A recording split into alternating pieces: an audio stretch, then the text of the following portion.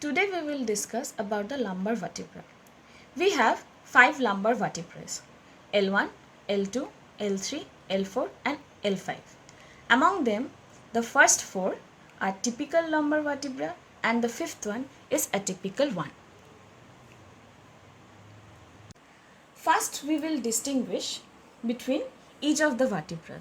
That is, how we will identify whether it is a lumbar vertebra or a thoracic vertebra or a cervical vertebra. Now, coming to the cervical vertebra, it consists of foramen transversarium. This is the characteristic feature.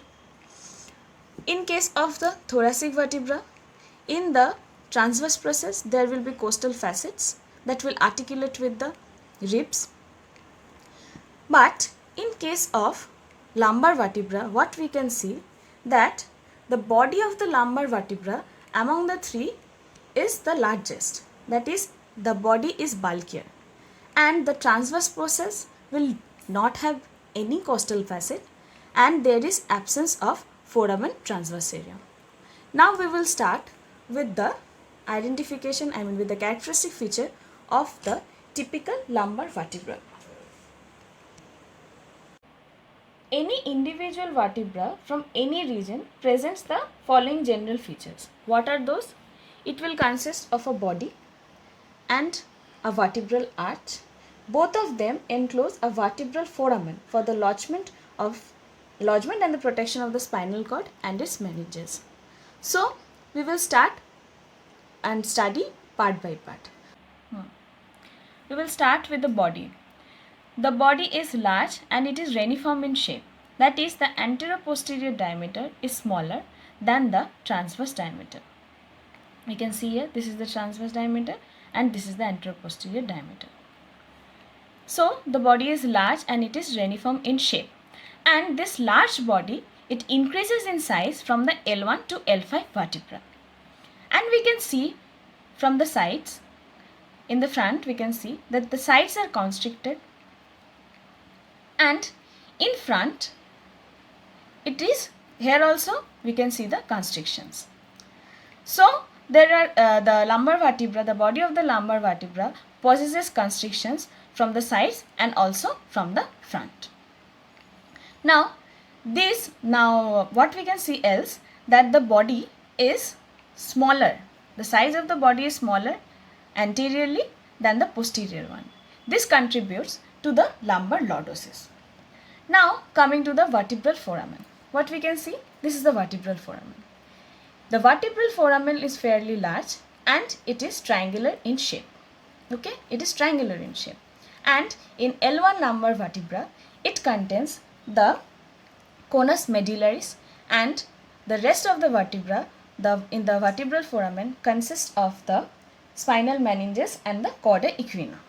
Now coming to the vertebral arch.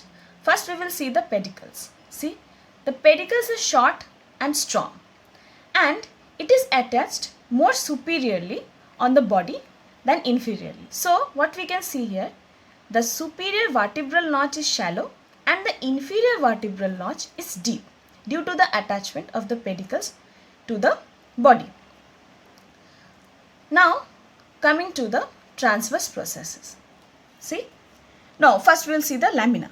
This is the lamina. The lamina is broad and it does not overlap one another. So, for the vertebral arch, what we have seen, the pedicles are short and strong.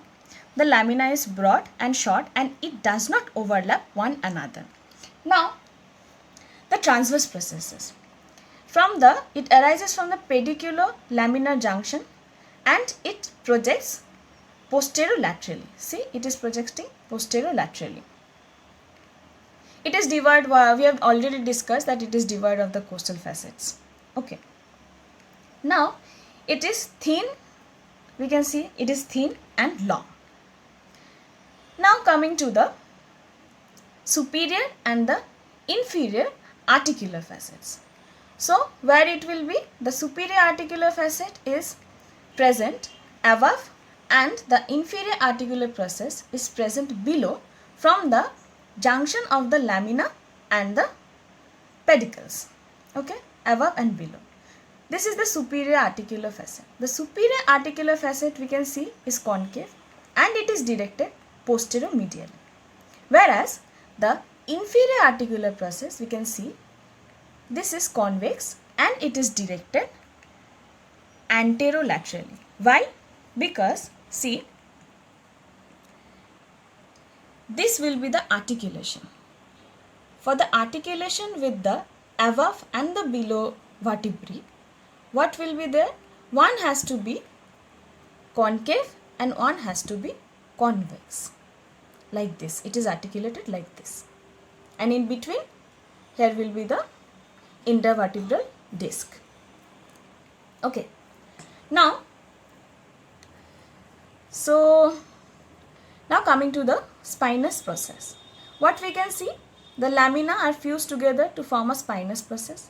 The spinous process is directed backward and it is club shaped. See, it is club shaped. One more feature is there.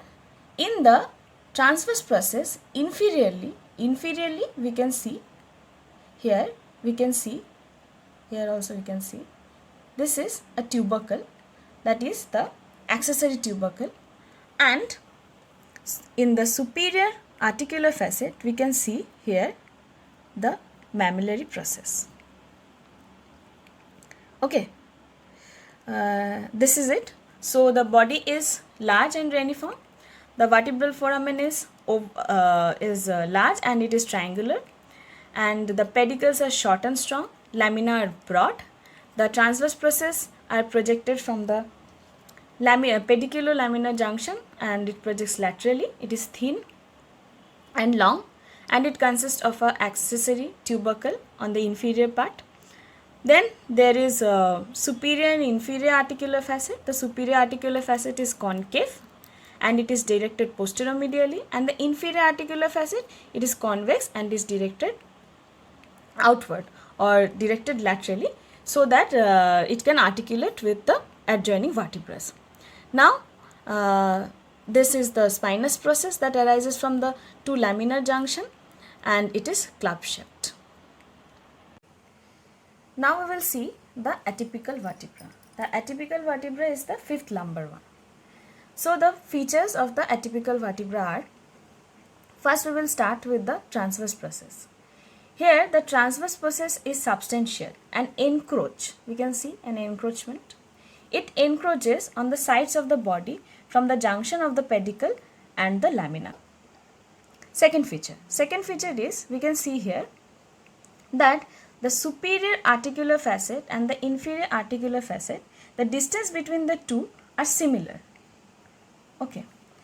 Whereas what we have seen earlier, in the typical vertebra, we can see that the distance between the superior articular facets is farther apart from the distance than the distance between the inferior articular facet. Okay, so typical vertebra, in the typical vertebra, what we can see, this distance will be more than this. Okay, but here you can see in atypical vertebra, the distance is similar to one another. Okay, now then coming to the spinous process, what we can see, the spinous process here, it is downturned. It is downturned, and the spinous process of the fifth lumbar vertebra is the shortest one. Another feature of a atypical lumbar vertebra is, as we have seen earlier, in a typical vertebra, the vertical height of the body anteriorly is smaller than the posterior one. But in case of atypical vertebra, what we can see, that the anteriorly the vertical height is more than the posterior height.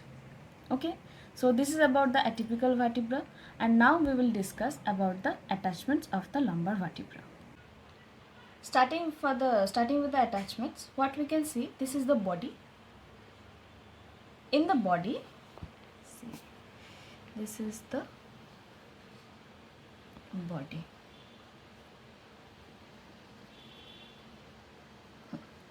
In the body, anteriorly the superior border and the inferior border provides attachment to a ligament known as the anterior. This is the anterior longitudinal ligament. Okay, so the body, anteriorly the body, the superior border and the inferior border provides attachment to the anterior longitudinal ligament. Similarly, posteriorly in the body, there will be posterior longitudinal ligament that is also attached on the superior border and the inferior border throughout the lumbar vertebra. Now, lateral to the anterior longitudinal ligament, there will be attachment of the crura, the two cruras of the diaphragm. How? On the right side, the crura of the diaphragm are attached to the front of the bodies of the lumbar vertebra, that is the upper three lumbar vertebra here. And on the left side, the left crura is attached from the upper two lumbar vertebra only. Is attached to the upper two lumbar vertebra only. So anteriorly, the body provides attachment to the anterior longitudinal ligament. Posteriorly, it provides attachment to the posterior longitudinal ligament. And lateral to the anterior longitudinal ligament, on the right side, the right crux it provides attachment to the right crux on the upper three lumbar vertebra, and on the left side to the left crux on the upper two lumbar vertebra. Now, posterior lateral to the crura, I am not drawing the crura over here. Okay.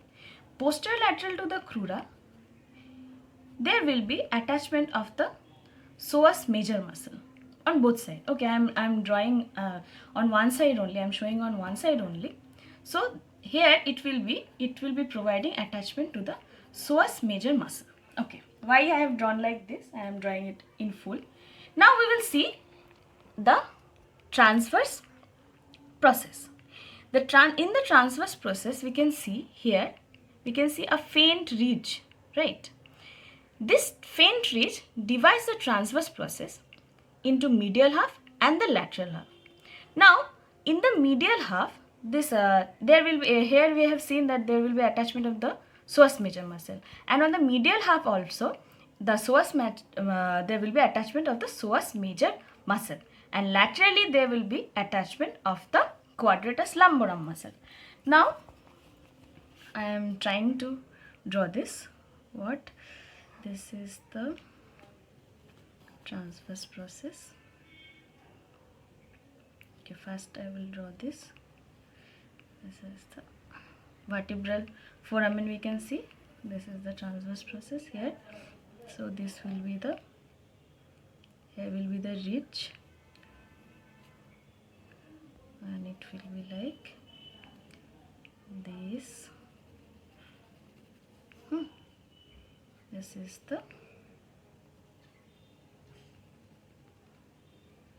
the spinous process. So there will be, along with the muscles, there will be attachment of some fossa. This will be the psoas fossa, we can see. And from the vertical ridge over here, the vertical ridge, it will provide attachment to the, like this we can draw. This is the psoas fossa, and this is the psoas major muscle.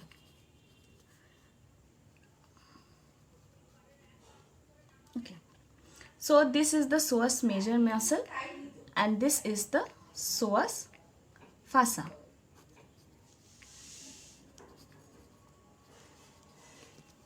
From the ridge, there will be another fossa. The ridge provides, a vertical ridge provides attachment to the another fossa, that is the anterior layer of the thoracolumbar fossa. Okay, and the tip of the transverse process provides attachment to the middle layer of the thoracolumbar fossa. So these are thoracolumbar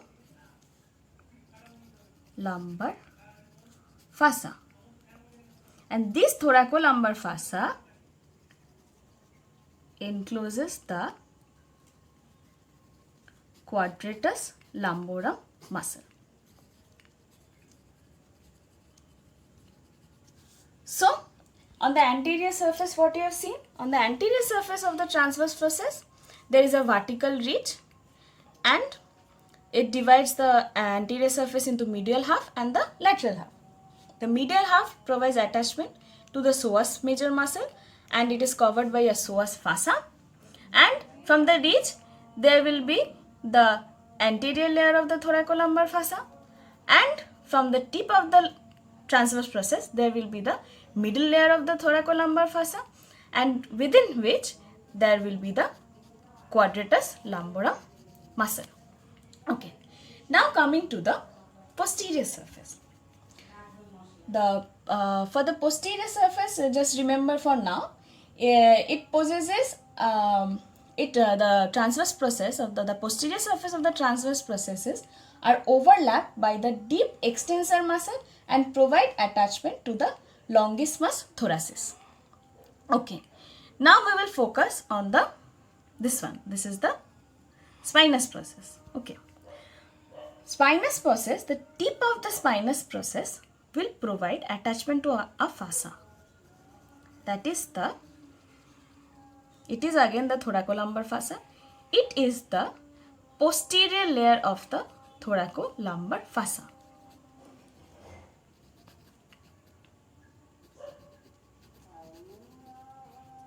Okay, so here the vertical ridge is providing attachment to the anterior layer of the thoracolumbar fossa. The tip of the transverse process is providing attachment to the middle layer of the thoracolumbar fossa, and the tip of the spinous process is providing attachment to the posterior layer of the thoracolumbar fossa. Now, here also on the spinous process, it gives attachment to the multifidus and the spinalis group of erector spinae muscle. That is, here will be there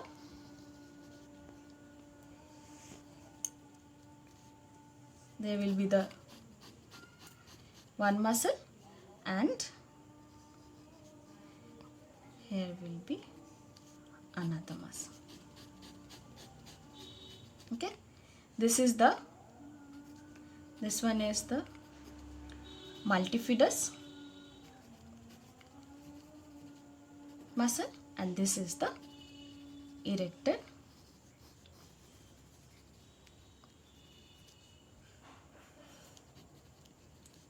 spinae muscle.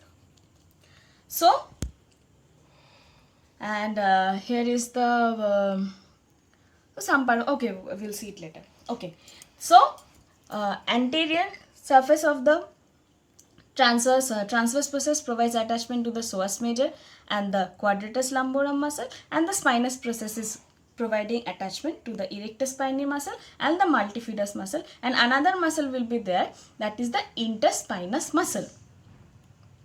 As a whole, for the spinous process, we can say that the spinous process provides attachment to three muscles, that is the multifidus, the erector spinae and the interspinous muscle, and it provides attachment to one fossa, that is the posterior layer of the thoracolumbar fossa, and we will see another thing, that is it will provide attachment to two ligaments.